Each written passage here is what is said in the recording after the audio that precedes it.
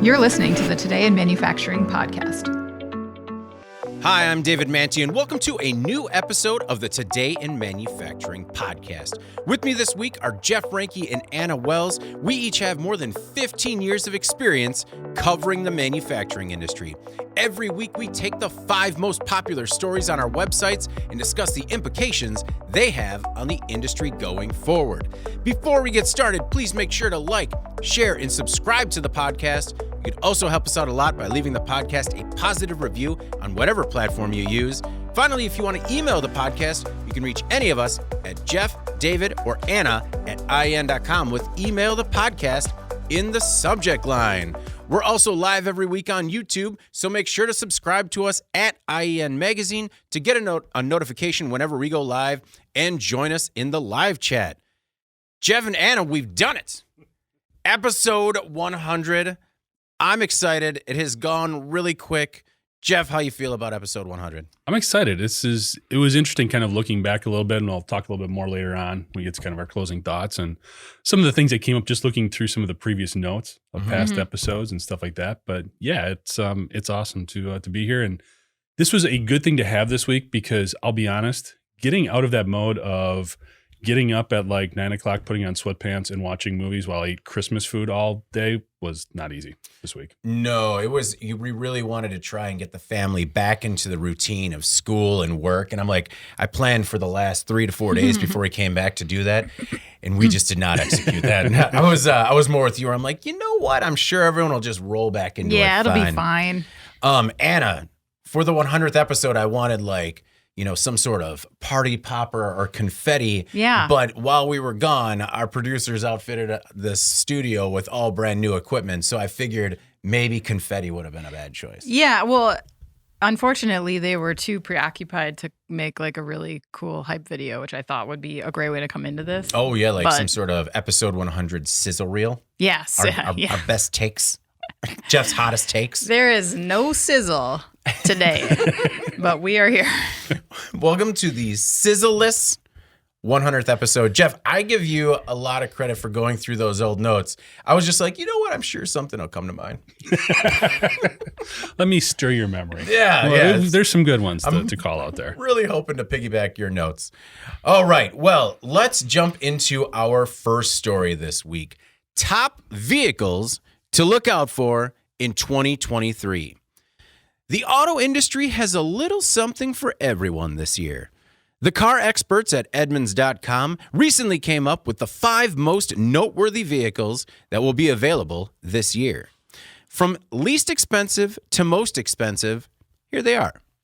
The 2023 Toyota Prius with faster acceleration, 57 miles per gallon, and, quote, more stylish looks for a Prius. It comes in at $28,000. The 2023 Dodge Hornet, a small SUV with a strong turbocharged 2-liter 4-cylinder engine or a 288 horsepower plug-in hybrid powertrain, starts at $30,000. The 2024 Ford Mustang, now in its 7th generation, the car is powered by updated versions of the 5-liter V8 and turbocharged 2.3-liter engines. It has a new feature that lets it be revved remotely using a fob. So you can show off to your friends. Just like, hey, look at this. Vroom, vroom. That starts at $32,000. The 2023 Honda Pilot, Honda's largest SUV, adds more passenger space, legroom, and cargo space with room for up to 8 passengers, starting at $40,445. And finally, the 2023 Toyota Crown, Toyota's new sedan that is replacing the Avalon. It has a higher driving position and all-wheel drive with 2 hybrid engine options, and it can reach up to 41 miles per gallon. That comes in at $41,045. The latest models are trying to sway buyers with more power, the latest tech, and, Jeff, fashionable looks. Will any of these new features sway you into a new automobile this year? Not this year. Yeah. We're good. Okay. Especially seeing as how my daughter just had an interesting driving experience. So we're going to hold off on new vehicles for a little bit. Oh, no. But interesting list. Obviously, there wasn't a lot of, established criteria, I guess they said in Grab putting this list together. Kind of interesting that they would go with a Mustang. I think that's always sort of an interesting vehicle. I don't know if that's one that really stands out. It's a weird number 3. Yeah.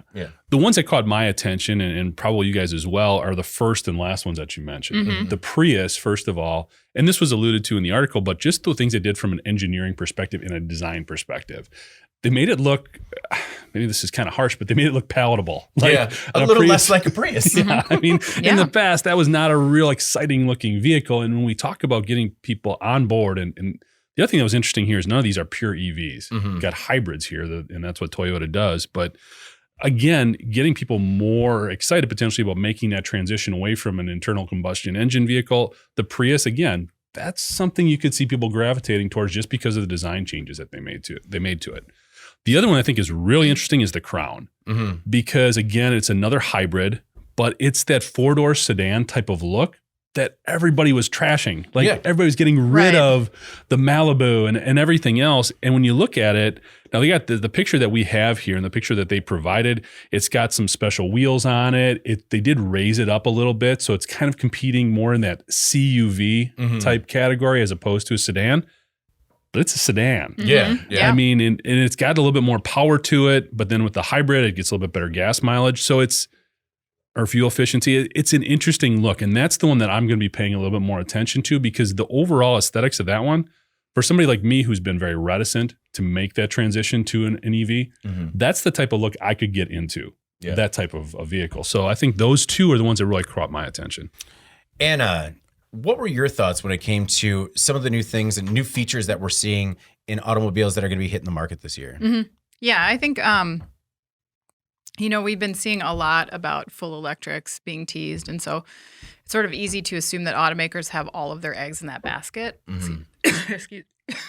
No, I mean, Jeff, looking at some of these models, while Anna takes a minute, it's the cold season. It is. One thing that I noticed with all of these is the touch screens. Yeah. So I've never been a touch screen guy, and some of these are massive. And when I see some of the mock-ups of these, like what is the one that the Mustang has a nearly 14-inch touchscreen. Is that necessary? Is that good? It's interesting because the touchscreen ideally, it's supposed to simplify everything. And it's also supposed to, it's kind of that gamification element that we hear about in a lot of industrial controls. So you can see that bleeding over into more consumer applications like, functions on a vehicle. Ideally, it should also make it easier and simpler if you are that person who needs to fidget with stuff while you're driving, which you shouldn't. Not saying you should. But sometimes it is a distraction. And I think where you're kind of going with this, with it being that large and that prominent, you could definitely see that being a distraction, or people trying to figure out all of the little, navigation streams in terms of getting to where they want to go and not paying attention to what they should. No, maybe it's just the passing of time slowly crushing me. But I look at that and I just don't understand how that is something that is makes for a better driving experience for the driver. I look at some of the new concepts, particularly the one that came out at CES from Chrysler and Stellantis, where the entire dash is all screen, and not only screen, but like pairs with your device, and you can do video calls right in your dash. And I was thinking, like, I don't think that's good. Again, that goes with like pairing with like a level 3 autonomy. But I get that that's where we're going. Maybe just, I think it's also become almost a competitive must-have. It gives an upper scale feel to a lot of these vehicles. So I think that's why it's being embedded. And those electronics and that particular platform is becoming less expensive as it becomes more common. So it's easier to implement. And I think in a lot of cases, if they don't have that, they almost become less competitive just because they don't have it and everybody else does. I get it's that. Sort of kind of keeping pace. Yeah. But I'm with you. I mean, when you look at an analog gauge, those are pretty simple to read and use, and they're right in front of you. Yeah. So I need the basics here. And maybe keep the bigger screens in the back. If you want to make an entire divider in between the like front seat and the back seat, maybe that's even soundproof and an entire screen. I'm fine with that. You are definitely sounding like a man who has had some holiday road trips with 2 small children. Oh yeah. Oh, I have that holiday road song stuck in my head now. You're putting up a full wall. Oh yeah. Put up a full wall and just make it a screen. Anna, I hope you're feeling better. And what were your thoughts when it came to some of these new features that we saw coming up in 2023, 2024 vehicles? Yeah. Excuse me. Got a little frog there. It's dry in here. It is dry. Yeah, no, I came back in to hear you guys talking about some of the infotainment stuff. That was what really struck me, because I know that I'm seeing a lot of analysts that are talking about how 2023 is going to show big growth in ride sharing again. Mm-hmm. I know they've been talking about that for a while, but I do think that automakers kind of have to prepare for that eventuality, whether it's now or in a couple years from now, making those vehicles more exciting, adding more features, making them multi-purpose. They're talking about vehicles becoming more like computers on wheels. Mm-hmm. You're seeing more of that design, those components coming in here with the infotainment systems, making them bigger, making them more user-friendly, making those cars feel more like mobile devices. And so I just think that, they have to make these vehicles attractive, and that's what they're doing here. And it was interesting, I think, because, as Jeff mentioned, no pure EVs on this list. It's a good reminder, I think, that automakers, while they are dumping a ton of money into that, mm-hmm. and they're dumping a ton of money into autonomous, they're still putting out cars with new and exciting features, and it just doesn't get as much airtime. And it's not just dry in here, but with all this new equipment came the packaging and cardboard that has just got to be, it's got to be in the air. Do you think that was a cardboard Yeah, dust? you're inhaling, it's completely cardboard dust. I have, Must be. Yeah, some sort of styrofoam lung condition. Well, our next most popular story this week was a bit of a surprise for me, but has a heck of a headline. Musical instrument manufacturing unit raided for illegal reptile skins. The Forest Department in India has seized 117 reptile skins that were being used to manufacture musical instruments. A factory in a Mumbai suburb was raided, and authorities confiscated the hides of Indian monitor lizards, also known as the Bengal monitor. The poached wildlife was being used to make a drum-like instrument called a gumat. A 72-year-old man has been arrested for violating the Indian Wildlife Protection Act of 1972, which makes the trade of any animal or its body parts illegal. Officials found the dried skins in the house and backyard and seized several of these gumats. The man who was arrested basically said that he's been doing this for at least the last 40 years. Jeff, the first thing that I thought about was 117 reptile skins. Doesn't seem like a lot of material, but I'm thinking like a gecko initially. That's my standard lizard size. But it's my understanding that this Indian monitor lizard is like bigger than me. Yeah, they're big. We were talking a little bit about this before. The monitor lizard, the first time I remember seeing this, I didn't realize it at the time until we were doing some research here, was when I was a kid watching professional wrestling. Oh, and Ricky the Dragon Steamboat would bring this thing down to the ring. And even then you're going, are you kidding me? Anyway. He took it into the ring? He was in a cage. He kept it in a cage. Oh, okay. It was there to fend off Jake the Snake Roberts boa constrictor. Makes sense. Traditional pro wrestling storytelling. Exactly. Mm-hmm. Yeah. Anyway, this one, once you get into this is a head scratcher for a number of reasons. First of all, he said he's been doing this for 40 years. Well, it's been on the protected list for 50 years. Okay. So a little math says you're off there. Being a little more, I guess, cold or pragmatic about this, they're endangered.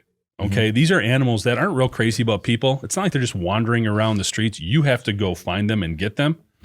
And they're not as readily available as what has been shown to be a very good replacement, which is goats. Oh. Which you can raise in your backyard. Yeah. So just looking at it from a more of a cost-effective supply chain efficiency perspective, if you will, you can raise the alternative and not have any legal issues and be more readily available and easier to get as opposed to breaking the law and hunting down these scarce animals. Yeah. So not a smart decision. Even when you're looking at something, and I don't want to say this instrument incorrectly, gumat. I believe it's gumat, yeah. Gumat.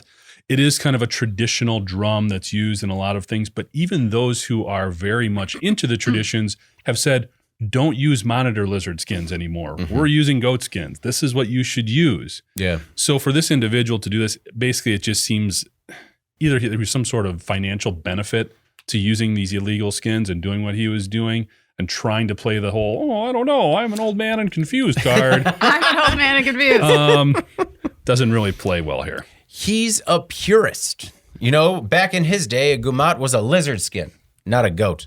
No, I don't understand this either. And Anna, his reaction was what kind of threw me because he's like, what are you going to do? Yeah. I'm 72 and I've been doing this forever. Yeah, exactly. Like, too late. Yeah.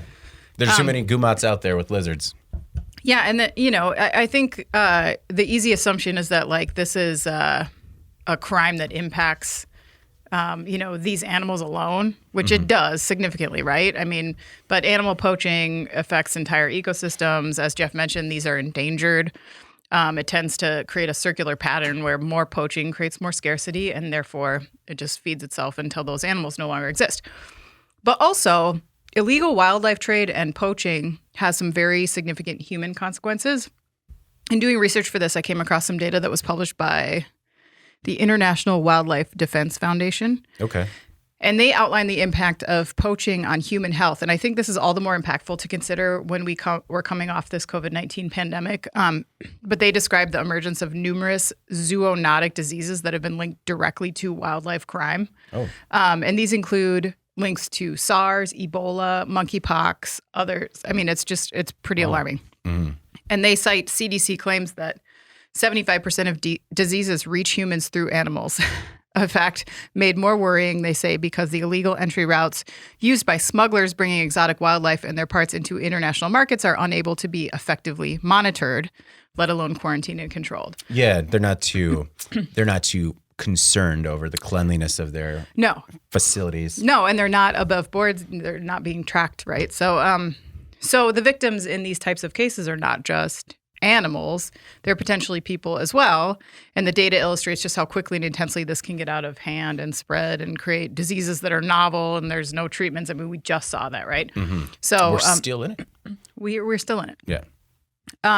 So obviously that's a component. Obviously, we don't know if that's relevant in this case, but it is relevant, I think, overall to this idea of illegal trade of poached animals.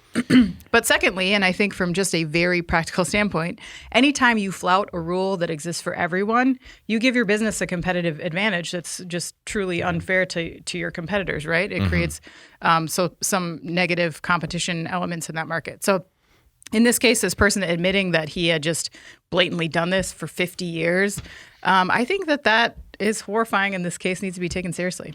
No, agreed. One thing that stood out to me is that I have never seen the appeal of buying like non-food specific items because they were made of an animal material. I've never understood the animal hide clothing. I've never understood. I never got it. And so something like this just makes no sense to me other than maybe he realized that he could make a buck and he's always done it. Seemed like a pretty overall small operation if it was taking place in a suburb. I wonder how, what was it called? A manufacturing, it was a manufacturing, they didn't call it a factory. It was a manufacturing unit. Does that mean the spare room was used to make these drums? I don't know. Have you guys ever had any appeal towards buying things? I know Anna hasn't. I don't even need to ask you that question. But Jeff in particular, animal material. Jeff, do you have any leather chaps? I think that's what David's asking right now. I'm working. I want to make the sure question. this is very clear. I own no chaps. Okay, It's on record. Clarify that. Prove it. It's in the closet. Yeah. No, I haven't. But I think one of the things is when we look at this, and I think we're probably in the majority, look at it and say, what is the utility there? Why does this need to be of a certain material? Okay. Now, leather is one thing. I think that's universal. We play softball. We have leather gloves because it's durable. It lasts better. It breathes a little bit. It can extend. It's got some pliability to it, whatever you need.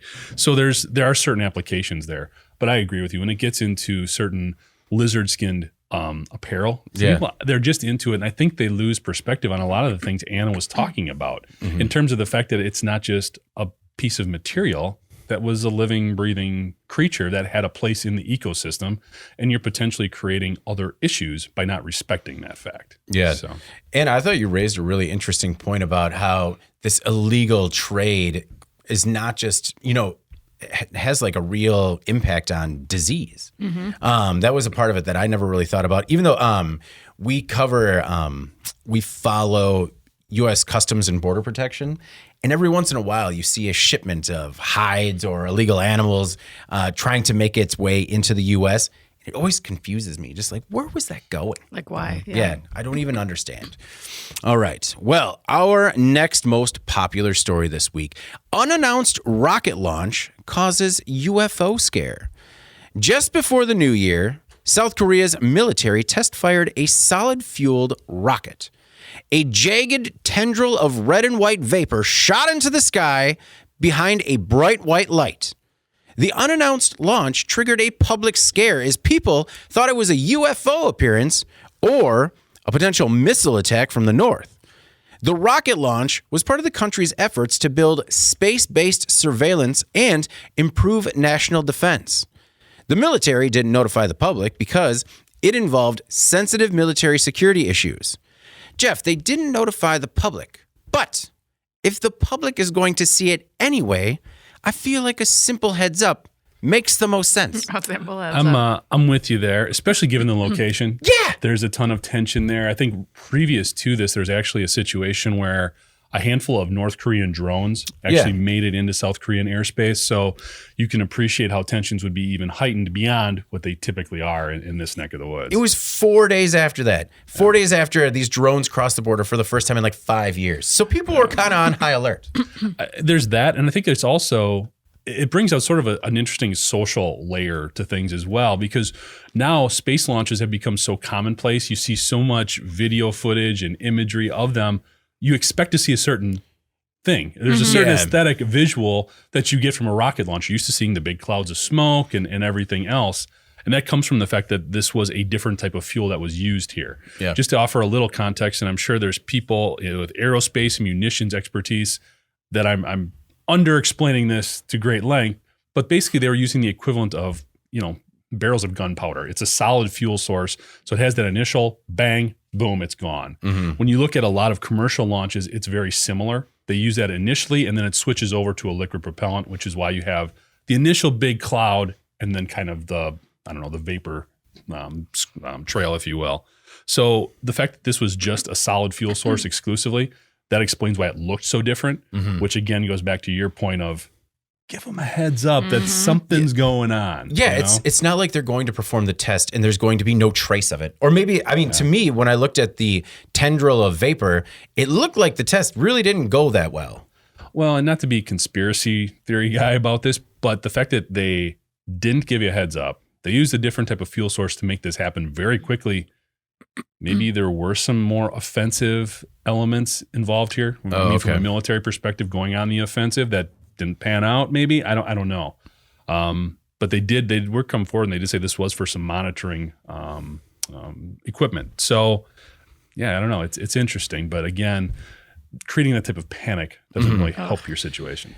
When I looked at this story, I read the headline. I'm like, okay, people just freak out over everything nowadays. And then I clicked on the story. I looked at the photo and I'm like, nope, no, that is weird. That is a weird sight in the sky. And that would I could understand how that could cause a little fear and anxiety. Yeah, it seemed pretty irresponsible of the government to do that, considering what had just happened. Jeff mentioned the drone incident. So they learned a short time later that when the North Korean drones entered South Korea's airspace, one of the drones actually entered the northern end of a 2.2 mile radius no-fly zone around the South Korea president's office in Seoul. So that was actually a pretty big deal. The drones reportedly flew over the South Korean airspace for hours, and the South Korean military was unable to take them down. So since that incident understandably sparked some criticism about South Korea's air defense, you can see why people would be maybe on edge about what's going on there. Al Jazeera reported that at the time, where North Korea was posing a growing threat as it developed ballistic missile technologies, including test launching an unprecedented number of missiles last year. The drone incident likely stoked a lot of fear amongst South Korea's citizens, perhaps about their own vulnerability. So to me, making an unannounced test here was just, timing-wise, just very, I don't know, seemed like a really bad call.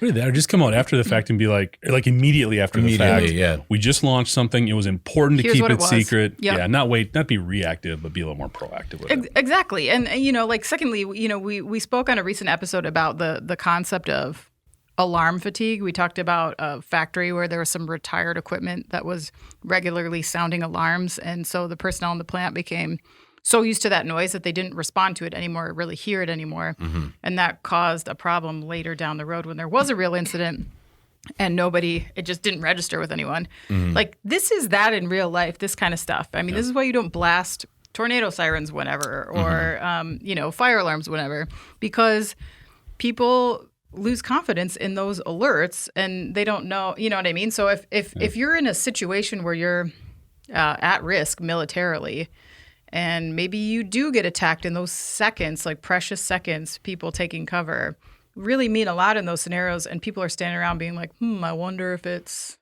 a test again. Or, we saw this happen before and it was nothing. Yeah. That's really a scary situation to put your population in. And I just don't think it was a good idea. No, agreed. Jeff, you raised the point of more things being propelled into the sky more frequently now. It's just how we're doing business now. Right. So I looked into this new Pentagon office that was recently set up to track UFO reports because it has seen an increased number of reports. Nothing yet has been confirmed as alien life. Nothing yet. That we know of, or we're being told. That we're being told, yeah. Mm-hmm. We know how to read between the lines. The name was changed from the Unidentified Aerial Phenomena to All Domain Anomaly to account for the fact that some of the investigations deal with unexplained sightings underwater, on the surface, and in space. Nessie. Yeah. So, although she's migrating. Although most of the reports still deal with things that are in the sky, I found it interesting that they recently had to basically bring back to life this new part of the agency to track unidentified flying objects. Had to rename it because we're seeing so many weirder things on the surface, air, and water. And I found that a little unsettling. But it's just interesting how, as some of this technology has become more available to more people, we're seeing a lot of weirder things in the sky. And sometimes it might not just be a glare, but also not an alien. Well, I think there's a lot of, because it's a political organization, there's a lot of CYA mentality in terms of let's cover all our bases so we can say we were at least trying in case something weird does pop up that we weren't paying attention to, I guess. Yeah. I would love to man the phones for this a day. Or the email inbox just to see the photos. For a little while. Yeah, for maybe a long 3 day, a 3 day, 3 days there. Just, I want to see the photos that are sent in. And the descriptions as to where it happened. Just man, it's that same lady again. There's somebody out there going, yeah, come on, try it for a couple of days. Oh, what you think. Please take this off my hands for a day. Our next most popular story this week, an 1,100 horsepower hypercar runs on plastic waste. Bertoni has introduced a new limited edition hypercar that runs on plastic waste. The GB110, which represents the company's 110th anniversary, has 1,100 horsepower under the hood. It could reach 60 miles per hour in about 2.79 seconds. The fuel is made by Bertoni partner Select Fuel. The company has a patented technology that converts polycarbonate materials into renewable fuel. The company turns about 75% of the plastic waste it recycles into usable fuel. The GB110 has a top speed of about 260 miles per hour and is called a, quote, automotive work of art. Although the company's only going to make about 33 of these works of art. Jeff, your thoughts on this new hypercar as to whether or not it's run by a flux capacitor. And, the necessity of a hypercar that they're only going to make 30 of? Well, first of all, that comparison to a flux capacitor, you're not that far off. Like that's not, I mean, because when you look at this company Select Fuel, that's really what was drawn to me. I mean, we cover a lot of these hypercars and you can do pretty much what you want to from an engineering perspective, depending on what your real end goal here is. Yeah. And I think their end goal was really to promote their capabilities and how these vehicles can be fueled and what that means going forward. Yeah. A thing that leads to the it's gonna be the thing thing that we dynamic said. here. Yes. 2023, the first one. one. When you look at Select Fuel, this is a company I think that we need to watch. I think they've got some great things going for them because in addition to the plastics, they can also, to create this renewable fuel, they're using biomass, they're using agricultural waste, they're using things like grass clippings and food scraps and extra wood, all that kind of stuff. That's incredible. Again, it is like the flux capacitor. Yeah. It's all of that stuff that they're using. The president and CEO of this company used to work in waste management, so he saw all this stuff coming in, developed an appreciation for the fact that plastics, they're made from petrochemicals, they're made from oil. So being able to figure out a way to break all this stuff down to produce a fuel that can run an internal combustion engine is incredible. So I think this is a company to be on the lookout for. But when we look at this and we look at some of the things that are going on in aviation with fuels there, I mean, we've seen passenger jets being flown using cooking oil, all of that kind of stuff. What's missing is infrastructure to collect all these materials, get it to the place that needs to turn it into fuel so we can use it. Yeah. That's the $1 billion idea. If somebody can figure out how to collect and cost effectively get all that stuff to the right place, that could be a game changer going forward. So the car is cool. Yeah. 33 of them. Somebody's going to have a neat toy. Yeah. I get all that. What got me excited was this renewable fuel that they're developing. Well, you talk about the infrastructure to collect all these materials. I feel like if somebody could figure it out, it would be the head of Select Fuel, who is, waste management executive, right? You would think there. I mean, there's a lot of companies that are involved in this. Honeywell's another big one that's involved in a lot of these aviation fuels. Talking to those folks, they were flat out. They said, we have the technology. We don't know how to get all of the materials. There's just that gap right now. Like get the materials to them or like get the right materials? To oversimplify, we were talking about cooking oils being a great source of these renewable or sustainable aviation fuels. How do you collect it from McDonald's and get it to the facility that needs to do what they need to do to turn it into the fuel to get it into the jet? Okay. It's that gap right there. And probably cost effectively because that's a lot of small portions of the material. Exactly. Gotcha. Okay. Anna, when you saw the GB110 from Bertoni, what were your thoughts?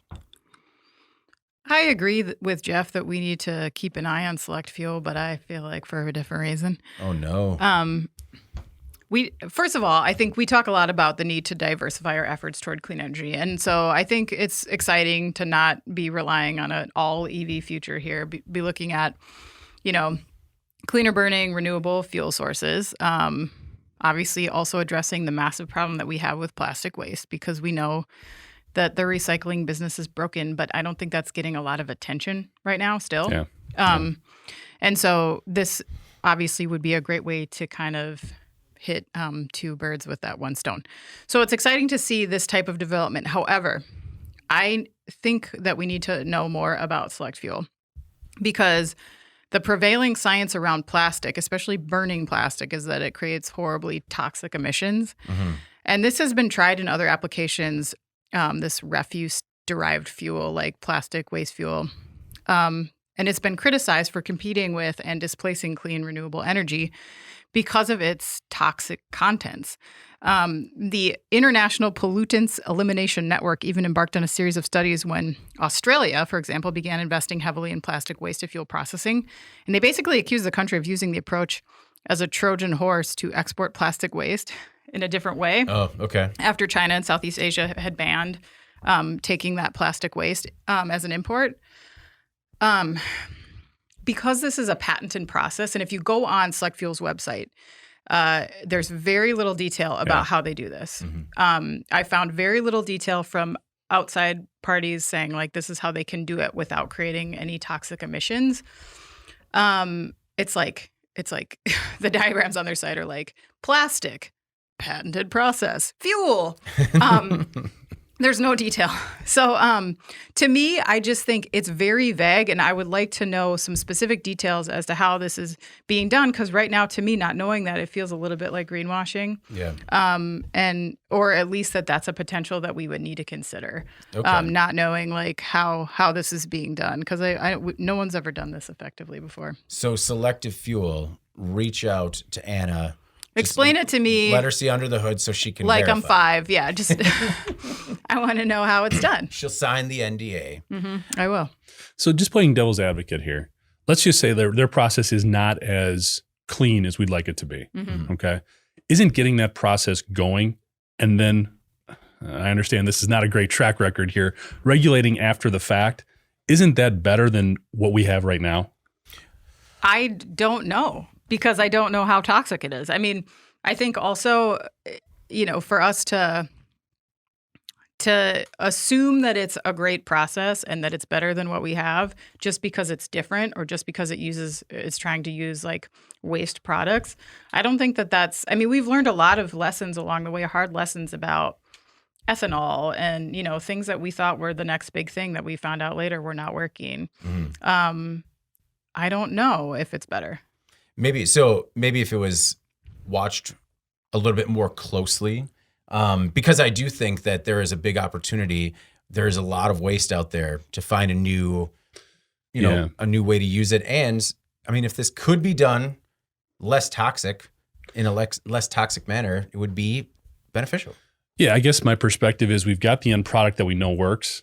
Let's work on the process. Understanding maybe it isn't right now. Maybe it's not even Select Fuel that's going to make it right. Mm-hmm. But the only way we're going to get that process figured out is by doing it. As long as there's not like an ecological disaster around the facility. Well, right. And I think there's just a lot we don't know. Like this network, their words were this is displacing clean and renewable energy and competing with it. I don't know if that's the answer. Yeah. If it's not. But again, I don't know. Maybe it is a clean process, but I just need to know more about it. And I couldn't find anything else about it. And just knowing what we do know about plastic, and this has never worked before, I want to know how it works now. No blind faith from Anna. No. Understandably. I looked into the company a little bit more. So Bertoni was founded in 1912, and the company actually inspired the Lamborghini Countach, the Alfa Romeo Montreal, and the Aston Martin Bertoni Spider. The company went bankrupt back in 2014, and the assets were sold off in 2018. The company was run by the father, Nuccio Bertoni, who died in 1997. Then it seemed like his wife and 2 daughters kind of took over the manufacturing side of or weren't that interested in the manufacturing side of the business, wound up selling the factory to Fiat, and only ran the manufacturing for about 10 years. Then in 2020, a pair of brothers, Jean-Franc and Mauro Ricci, bought the rights to the name so they could relaunch Bertoni cars. They're only making limited edition, quote, ultra high-end sports cars. But I thought it was like a really cool story of this brand that has a big legacy, kind of runs into a traditional problem that you sometimes have with these multi-generational family companies, where all of a sudden you run into a generation that's like, you know what, not for me. And and then it dies. And they saw the value in the brand, and they're bringing it back, kind of and sticking to the legacy of a premium product. Yeah. I thought that was pretty cool. You can definitely see the Lamborghini influence on this vehicle. It's a cool looking car. Yeah. John Dearden, who is watching us live, says Porsche has a new fuel too that he's recently read about that contains ice and or are these two different thoughts? That can retaining ice and hydrogen from water, but it's $8 a gallon. Oof. It's a little steep, but I mean, but this is where community. we're trending, right? We're trying to figure something out. So those fuel prices are higher, but I mean, you gotta scale it. Big picture.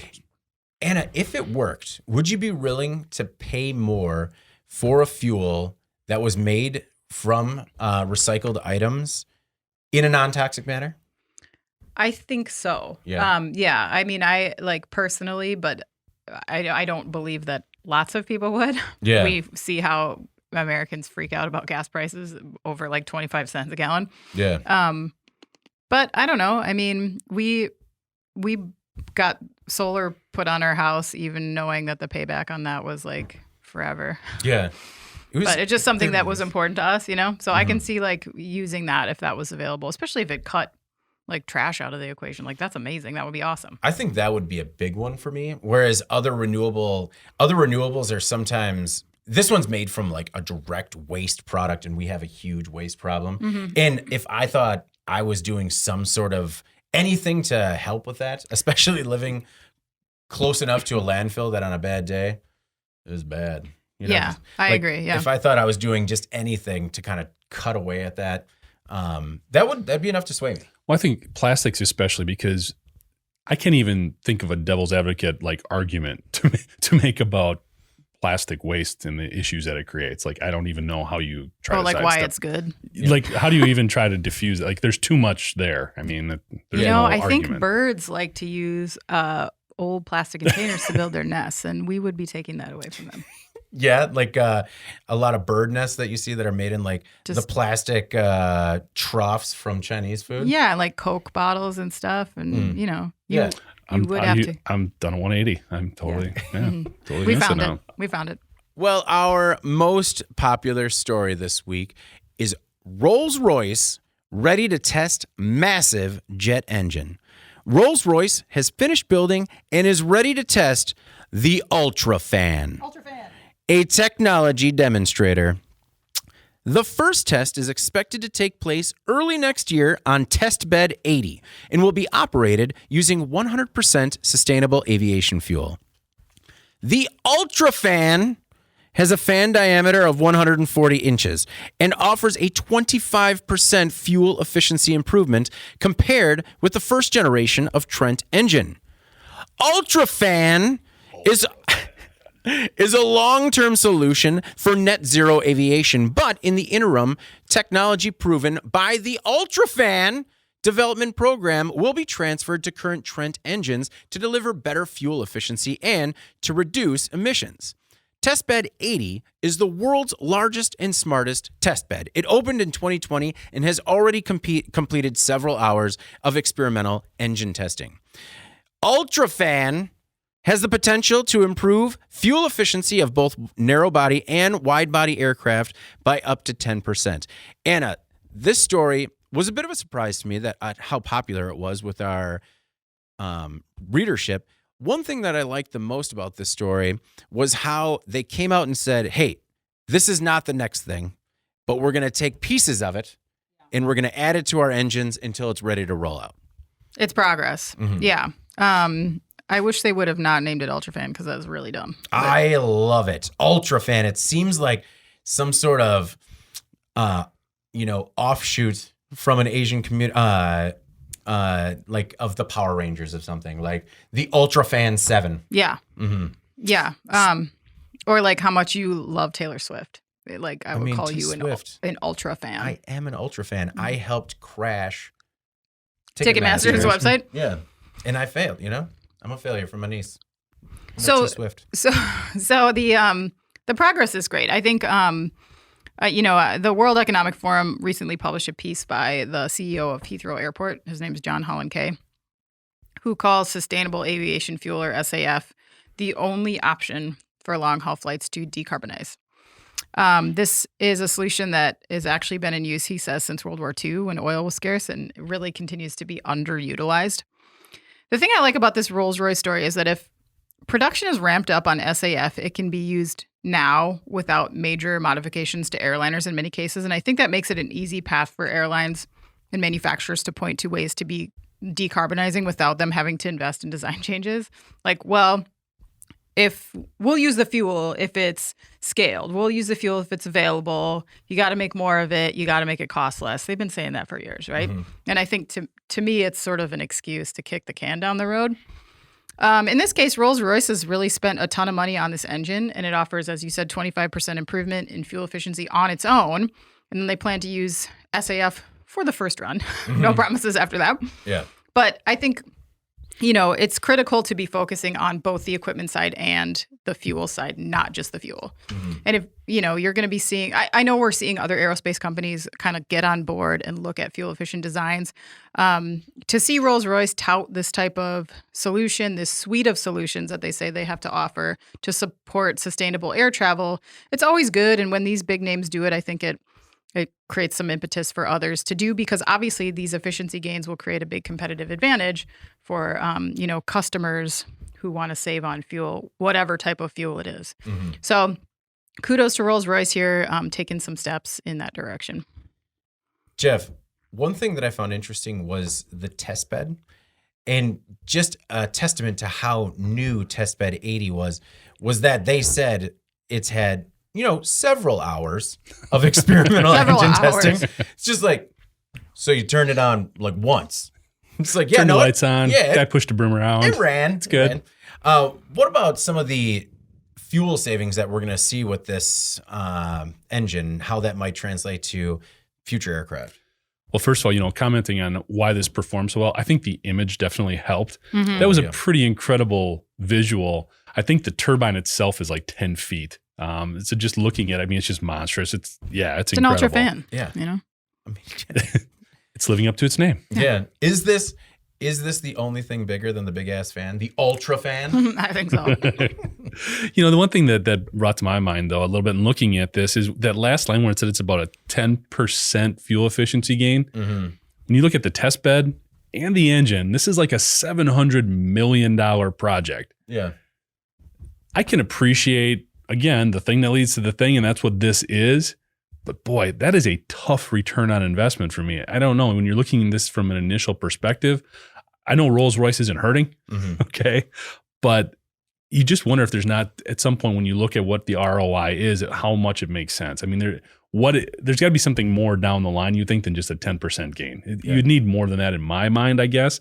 Understanding this is the initial approach, you'd be able to have that $100 million investment in that test bed for whatever you need down the line as well. But looking at this specifically, that is a big price tag for not a lot of immediate payoff, I guess. I think that ROI will come faster than you think. Like even at 10%, let's say that they continue to improve it and it's better than 10%. But I looked at simple flying and just looked at a Boeing 747 quad jet that burns 1 gallon of fuel every second. During a 5-hour flight, a Boeing 747 is going to burn 18,000 gallons of fuel. So, when we're talking about a 10% savings across a fleet, there's scale there. Yeah, that's true. The UltraFan, one cool thing I thought about the UltraFan, other than the name, I do dig the name, was the power gearbox, which delivers 64 megawatts on test, which is an aerospace power record. Jeff, you talked a little bit about the investment. This test bed took Rolls-Royce 3 years and more than $108 million to create. So Rolls-Royce is heavily into this. And they're kind of putting their money where their mouth is, trying to make some real change. And even if it's incremental improvements, it could be pretty substantial going forward. All right, well, let's move on to In Case You Missed It. The stories that maybe weren't as popular on the website, regardless of how hard you worked on writing them, but still stand to make an impact on the industry going forward. Totally fine with it. Anna, I'm going to start with you this week. What is your In Case You Missed It? Sure. I picked a story titled Worker Strikes and Union Elections Surged in 2022. I thought this was an interesting report because we've talked anecdotally about how there's been an increase in worker confidence, if you will, that has led to more union activity, more strikes, more pushback from workers on general pay and compensation packages, benefits, things like that. So I thought it'd be interesting to review in terms of actual data points that were outlined in this article. So as reported here, they said there have been at least 20 major work stoppages involving at least 1,000 workers each in 2022, up from 16 in 2021. Wow. In companies of all sizes, there were 385 strikes in 2022, up from 270 in 2021. It's kind of a big jump there. That is a huge jump, yeah. And then at the same time, workers filed over 2,000 petitions to form unions during the year, the most since 2015. So while the data does back up an increase, in some cases I would say strikingly so, The report also describes that activity is historically tepid, was the word. And if you look at that data, it's clear that labor, while experiencing a bit of a renaissance here, is nowhere near at the level in its heyday. Take, for example, the number of work stoppages has been plunging for decades from nearly 200 as recently as 1980, while union elections typically exceeded 5,000 a year before the 1980s. Okay. As of 2021, union membership was at about the lowest level on record at 10.3%. In the 1950s, over 1 in 3 workers belonged to a union. So I think we know that it's changed a lot, but that kind of put it into stark relief, which was interesting. The author, his name's Merrick Masters, and he's a labor expert at Wayne State University. He said, quote, "As a labor scholar, I agree that the evidence shows a surge in union activism. The obvious question is, do these developments manifest a tipping point?" And his conclusion is that while there are some significant reasons to believe some boost in organized labor activity will continue, quote, "the deck is still heavily stacked against the unions, with unsupportive labor laws and very few employers showing real receptivity to having a unionized workforce," which is leaving him unconvinced that the recent signs of progress represent a turning point. One thing he adds is that there's an ace up the sleeve of labor, so to speak, considering that public support of labor unions is very high right now. And if labor can somehow exploit that public sentiment in their favor, now is the time. So I don't know. I thought those were some interesting stats. What do you guys think about what's happening here? I thought those were interesting stats. I definitely, looking at the chart of the strikes from 1980 to present, that is striking. It's a steep dip. I'm sorry. Yep. Unintended pun. Not even a good one. But I don't know. It's one thing that we see a lot on our website is a lot of either incredibly pro union sentiment or very much anti-union. And there's no sort of in between. I wish that we could get back to more of a common ground where there's an understanding that there is both a good and a bad with union, and, you know, maybe working together, it raises all ships, so to speak. Jeff, what were your thoughts on the report, some of the numbers? And maybe I missed it in some of those numbers you were going through. Did it differentiate between like the types of locations that are seeing more union elections? Because I know a lot of the stuff that we see is Amazon's having a ton of union elections without actually getting a union formalized. Starbucks is another one. Yeah. We see a lot of similar types of businesses where employees are trying to unionize and they don't get enough backing internally, and definitely not any support from the corporation. So I think it's interesting in those situations, those environments. And then when you sort of segregate manufacturing out a little bit and look at some of the differences, I think one of the reasons that there are fewer strikes is there is a little bit more governance in terms of like OSHA, EPA, things like that are coming in to help clean up just the work environment. Yeah. And when you are making those investments in the facility, hopefully that would also be leading to making investments in training and employees and things like that. I think there's also been a lot of norms when you look at insurance. There's sort of become an expectation for a lot of places to offer certain levels of compensation and benefits that in the past was not there and came about because of a lot of the union work and the strikes and things like that. So I think there's a prevailing thought of, why do I need to pay union dues when all of this stuff is already here? Like, I don't have the same, there's problems. There's always going to be those conflicts, but it's not at the same heightened level as it was in the past. Well, also based on the worker shortage, some of these improvements for workers are coming as a result of just the competitive landscape to try and get labor in the door. Yeah. Anna, sorry, any response to Jeff's take on the labor situation? I mean, you raise an interesting question, which is, did the Affordable Care Act influence this in any way? Because to your point about insurance benefits, that's something that wasn't always available for people just on the market if they didn't have a job or a good job. And I know that was a big component of people's negotiations in certain areas with unions. Now that they can get that elsewhere, does that make a difference? People don't want to pay union dues to explore that because they can already get insurance. I don't know. But they did point out in the article, I thought this was an interesting stat that I did not read before, but they said that workers won 76% of the 1,363 elections that were held in 2022. So, these demonstrations and these elections seem to be working largely where they are. As you mentioned, some of those companies, those very big companies, we read about those individually, like, Bessemer for Amazon and all that stuff. That's just gets a lot of attention. Long Island warehouse trying to unionize, but largely overall, and this includes very small companies as well, this stuff is working. But again, in the context of history, not really a big jump. I think there's a big element too. When you look at a lot of those automotive plants in the Southeast, one of the reasons they were able to go there, or they were attractive to those companies, is those were non-union shops coming in, and we've seen them struggle to try to get unions in the door there too, because when the community rallies around a certain element of that operating infrastructure, that way that manufacturing plant's going to run, I think that's also difficult to overcome. Well, my In Case You Missed It this week is a story about Peloton. And Peloton is going to pay $19 million for recall failures. Peloton this week agreed to pay a $19 million civil penalty to resolve charges that the company knowingly failed to immediately report that its Tread Plus treadmill contained a defect that could lead to serious injury.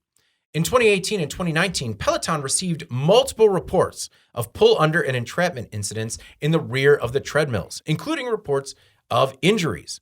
Despite this information, Peloton did not immediately report to the CPSC as required by law.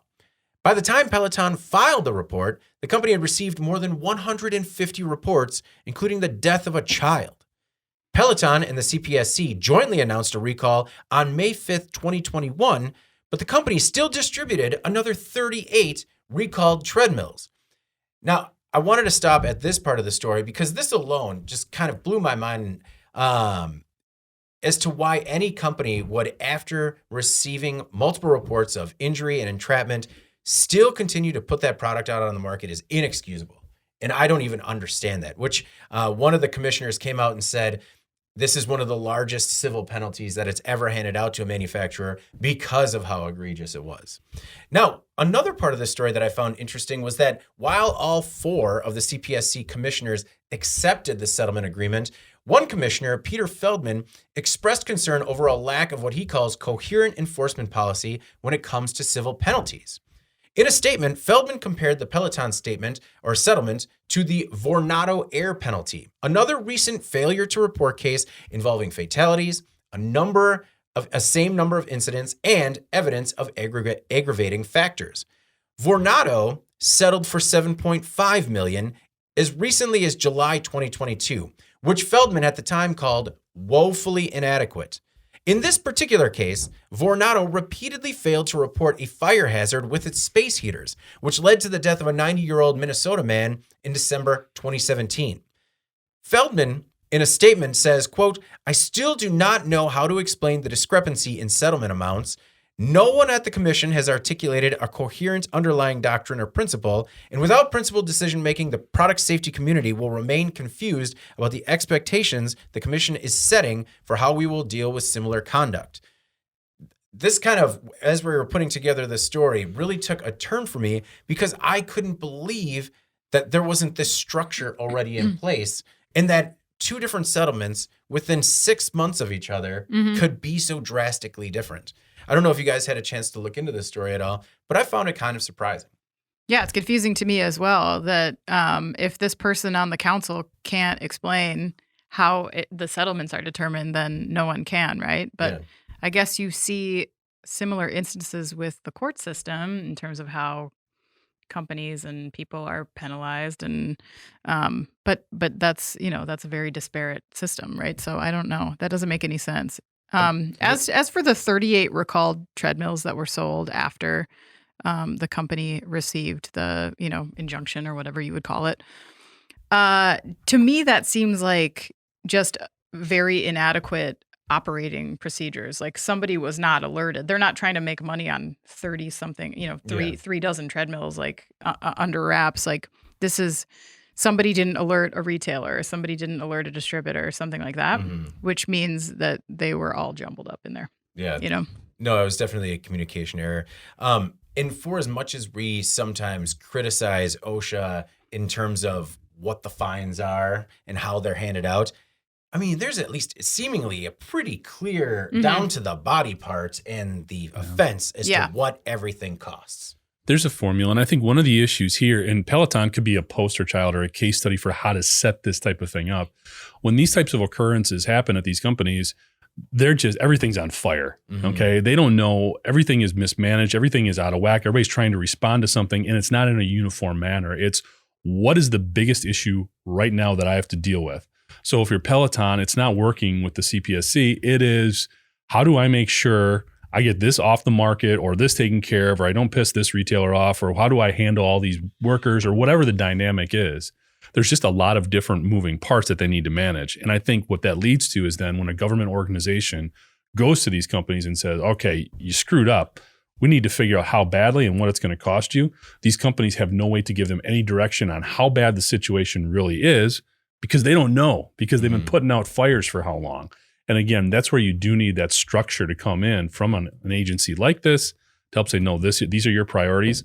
This is your checklist to run through. And that's how we can probably make these things much more uniform and therefore serve as a deterrent. Because right now, with it being sort of the Wild West in terms of how they're handled, these companies aren't scared of an agency coming in and determining these things, because they can probably figure out ways to work around it to get whatever that amount is lowered to what they can handle. Well, and it's probably, well, it's not an excuse, but at the time of this recall and as this was happening, Peloton has fallen on some pretty hard times recently. So, layoffs, changes in leadership. So I understand if things are very disorganized, but at some point you need to kind of put the blinders on and attack one problem. That's not an excuse, by the way. I'm not trying to make an excuse for them at all, but you can just see it's almost like two chaotic bodies meeting and trying to figure out some way to establish order. And actually, I wrote that into my vows. We're just two chaotic bodies that came together and established order. I'm going to put that on my anniversary card. Thanks, Jeff. What's your in case you missed it this week? A little bit more chaos. Yeah. Right. I'm really enamored by this Hypersonics development, these product developments that are going on here. We ran a story about Russian President Vladimir Putin sent a frigate armed with the country's latest Zircon hypersonic missile on a trans-ocean cruise in a show of force as tensions with the West escalate over the war in Ukraine. Russia touts that the Zircon missile can evade any Western air defense by flying at an astonishing 7,000 miles per hour.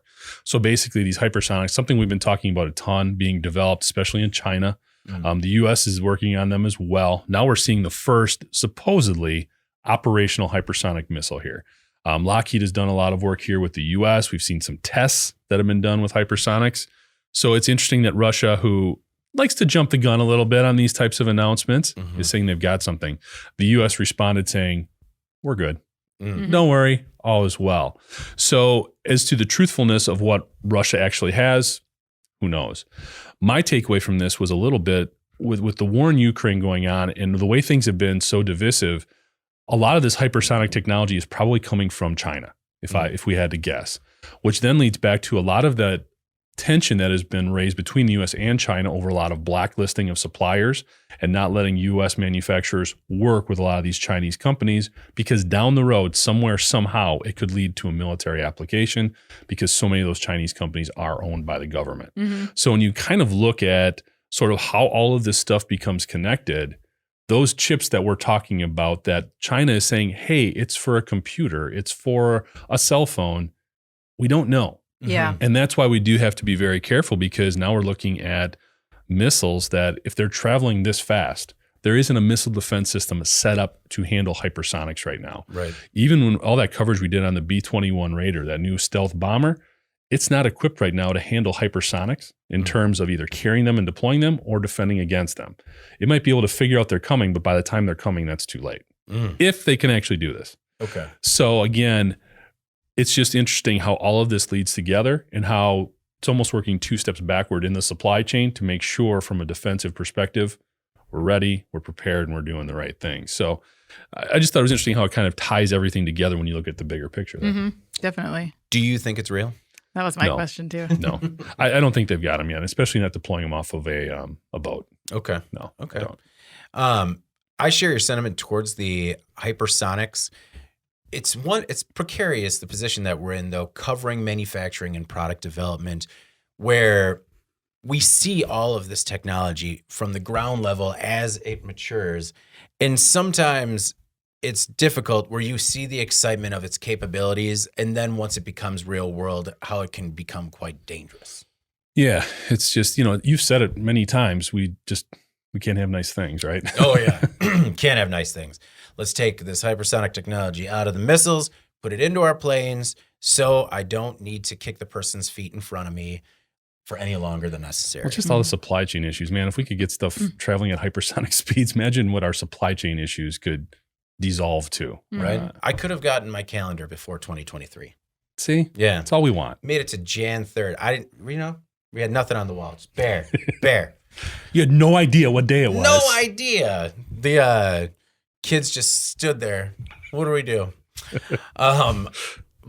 Before we get out of here, let's jump into our final thoughts. Perhaps something about it being our 100th episode, which I can't believe. Well, I can believe we made it to, but it just seems like it went so fast, Anna. It did. 100 later, I feel like I'm really starting to get to know you guys, which is great. Is it? No, it's been a lot of fun. Let's do 100 more. I'm in. No, I'm in for 100 more as well. And I'm interested to see if over the course of the next 100, if we have as many location changes as we did for the first 100. Because you guys remember navigating? I mean, we essentially launched the podcast amidst a pandemic where at the time we didn't think we could necessarily even be within, the same room as each other. So logistically, it was a little difficult. It was interesting. You and I were 6 feet apart. Anna was in a different office. Yeah. Our producers did a hell of a job in just tying that all together. They did. We went to different locations. Do you think that for the next 100, we could settle on a time and date for the live? No. Sorry, everyone. I don't think we can, because no matter when we do, we're just like, you know what? And we're going to stick to it. Next week. The very next week, I have an appointment or, something happens. Life happens, and we're doing our best to stick to that time. We assure you. But, even like this week, coming off a holiday. Yeah. It's we wanted to make sure we had a little bit more time just to prepare for the podcast and make sure we had enough material for the podcast. So maybe by 200, we're really settled on Wednesdays at 9 a.m. Oh, we are not going to be settled on that. 9 a.m. No, it's not for me. That would be interesting. Yeah. I would love to see you try to be ready for a 9 a.m. I would, because I wouldn't sleep the previous night, but then I would cash out right after. Oh, we'd get caffeine David. Oh, yeah. Caffeinated David. Yeah, super manic David. He's always fun until he's not, then he's scary. Just when he goes dark. No, just more final thoughts about it being a 100 episode. I really want to send our thanks to, Jeff had already said it, but to producer Alex and producer Eric. They do a great job. I want to thank everybody that has been with us growing this audience on every platform, on Apple Podcasts, Google, Spotify, on YouTube, on our platform, on in.com, on manufacturing.net, across all of our other brands. We really like hearing the feedback that we receive on a daily basis from this community that we've grown. And just thank you all for the work that you've done. You've done great. I mean, just what you guys did this week alone, Eric and Alex, in terms of completely transforming all the equipment that we use in a, essentially 4-day window. That was pretty cool. Yeah. So thank you, everyone. And look forward to continue growing that community. Jeff, what are your final thoughts this week? So I did have a little bit of a chance, like I said earlier, to go through some of the past episode notes. Mm-hmm. Contrary to popular belief, we do not talk about Elon Musk all the time. Okay. It turns out we only talk about him half of the time. All right. It's been a while, though. Has it not been a while? Yeah. In going through the episodes, I mean, there were some where we definitely had 2 or 3 stories on Musk or SpaceX or something. Mm-hmm. But in looking at episodes that had stuff either tied directly to Elon Musk or one of his companies, it occurred almost exactly half the time. So every other episode. Objectively selected, though, based on data. Yeah, I mean, this is just what people are viewing and reading. That's not counting when it just came up granularly, though. Yeah. That's true. Well, do you think that it's been less and less because there's a little bit of Musk burnout as a result of the Twitter deal? I don't think so. I think because we don't cover Twitter because it's a social media company and he's sort of been all Twitter, no Tesla, SpaceX. Like we just haven't had as much to cover. Yeah, we'll be covering it a little bit more now that Why? Tesla's lost 65% of its value. I think the other thing is if I can pat ourselves on the back a little bit, we started covering Tesla sooner than a lot of mainstream outlets did. Oh, true. So I think we were covering that. I think we were one of the leading providers of that information as well. Now there's a lot of other sources. People are picking that up more on the AP and every place else. So Mark Waterman says, congratulations and Thanks, Mark. great work. And I'm assuming he loves us. Thank you, Mark. We love Thanks, you too. Mark. And looking through the notes, it was interesting to also see some of the companies. We just mentioned Peloton. Starting out 2 years ago, Peloton was just a Wall Street darling. Oh, yeah. Everybody loved that company. They were soaring, hiring new stuff. Then all of a sudden, all the problems that they encountered, which we've talked about here, we talked about them a lot. The other one was Boeing. Boeing, when we first started out, didn't have a lot of the issues that they're experiencing now. Obviously, they're still dealing with 747 MAX issues, but no one could have seen them sort of dropping off the way they did. And we've talked a lot about that one. Coming back around now. Lordstown. When we first started the podcast, Lordstown was like this beacon of hope for U.S. automotive manufacturing. And now look where it is. It's owned by, Foxconn. So it's just interesting to see in reflecting back on the last 2 years. It's only been 2 years, but at the same time, it has been a lot of stuff going on in this industry. I love talking about supply chain issues like ketchup packet issues, shortages. We've talked about that one. We've had lots of good debates about flying cars. And I think I'd probably be the most surprised to see I was the one who actually swore talking about, make it at home eVTOLs or whatever we were talking about. Yeah. No, it is. I mean, given our normal discourse, let's say at a party, we do a great job in terms of like the curse counter. I don't think any of us are over 5. And definitely nothing I was major. the only one who needed to get bleeped, which that I never would have thought would have been the case. I mean, no, it is an exercise in restraint. Yeah. So we started this podcast February 5th, 2021. And David, to your credit, you were the one who really championed this. It was your concept. And I think for me, I can't speak for Anna, but for me, it was kind of like, you know what, let's give it a shot. We've had a lot of products that we've put out that we thought were great that just did not take for whatever reason. And I kind of thought this might go that way as well. But I'm entering my 24th year of doing this writing, editing, reporting stuff. I have never experienced the level of engagement and connection to an audience like we have with this podcast. This has been an incredible experience. The ability to talk about this stuff with you guys, the feedback we get from our audience, the emails, the podcast polls, all of that stuff has been incredible. And I've never experienced anything like that before. And it makes me grateful for the collective of people you mentioned a little bit before that we have. And it's Eric and Alex behind the scenes. It's Jenna Hulbert doing the marketing. It's Tom Lynch, our boss and owner of the company, investing in the equipment. And also, even though they haven't been huge issues, there have been times when we did need to make decisions between sort of telling our story the way we wanted to and maybe being sensitive to advertising or sponsorship issues. And we always had that support. Right. We always felt that support from everybody.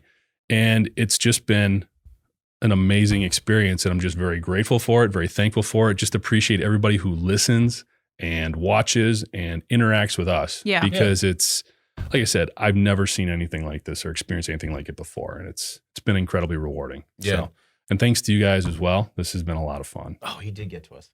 No. So that is my take on our 100th episode. That's awesome. No, agreed. And actually, one thing about the level of engagement is that I do have to admit that I am not great at getting back to everybody that emails me, but I do read all of the emails and I'm very appreciative of them. Yes. Especially the support with the LED Christmas lights and letting me know that I'm not on an island. Also, I did buy, I can't remember. It was either John, I think it was John that reached out and said that there's a certain tool where you can like touch the light bulb and it lets you know if it's bad. I did buy that. Not enough to know what it's called, but I did buy that tool. Anyway, did we have trivia the last time? We did not. It was more just getting some thoughts on what to do for the 100th episode. We don't have the new t-shirts. That was one suggestion to wear new t-shirts, but we don't have those ready quite yet. So working on it. But we do have a new podcast polling question. I thought this one might be kind of interesting. Looking at the last 100 episode, which country outside of the U.S. has been mentioned the most going over the history of the podcast? I don't know this. China, Russia, Mexico, India, or Germany? So you got those list of 5 there. Which country outside of the U.S. has been mentioned the most? China, Russia, Mexico, India, or Germany? I mean, there's a couple probably leading candidates. Yeah. But see what everybody thinks. I feel like this is going to be a sneaky one where I think it's one of 2, and then it's going to be something completely different. Is this where we talked about the country directly or like a company that's in that country? Both. Okay. Interesting. All right. Well, you guys have anything else before we get out of here for the 100th? Nope. No? All right, to 100 more. Before we get out of here, please make sure to like, share, and subscribe to the podcast. You could also help us out a lot by leaving the podcast a positive review on whatever platform you use. If you want to email the podcast, you can reach any of us at Jeff, David, or Anna at IN.com with email the podcast in the subject line. You can also subscribe to our daily and weekly newsletters and make sure you get it delivered to your inbox first. Also, subscribe to us at IN Magazine on YouTube and join us live, like Mark and John, Carrie, Jesse, all of you guys that join us live on a regular basis. We really appreciate you guys. For Jeff Ranke and Anna Wells, I'm David Manti. This is the Today in Manufacturing podcast. We'll see you next week. Thank you for listening to the Today in Manufacturing podcast.